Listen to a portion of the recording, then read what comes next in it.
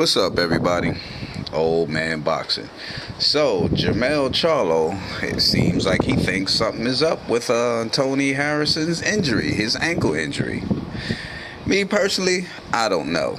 And the reason why is because today's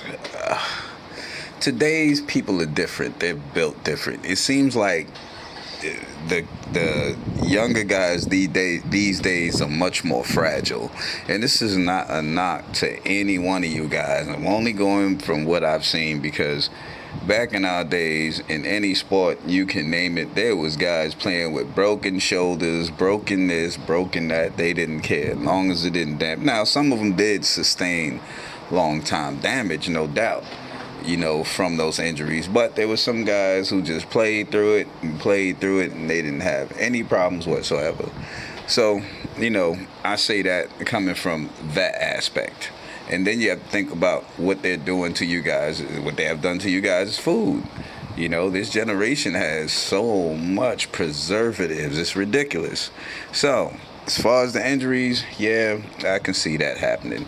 Yeah, to a whole lot of people, it sounds fishy. If you guys read the tweets, and look at Twitter, which I just started subscribing to these guys because I had Twitter for a long time. I just never really utilized it or used it. I thought it was just, I don't know, just there. I was never really a multimedia type person. I didn't even like Facebook. Still really don't do Facebook. The only thing I do with these media outlets is post my videos. Other than that, I don't do much talking on them or anything like that. It's more like, okay, it's here. This is what it's about. I'm gonna utilize it. It's a tool.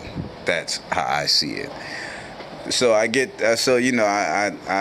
I'm privy to a lot of the things that these guys say to each other now than I was before, because I actually started utilizing my tools. Because trust me, they tweet their asses off, man. Except for Jermell Charlo, he didn't really tweet a whole lot. I believe it was like, I forget how long they said it was before he tweeted. So, hey, everybody else I really wouldn't know about because I don't have them yet. But I will.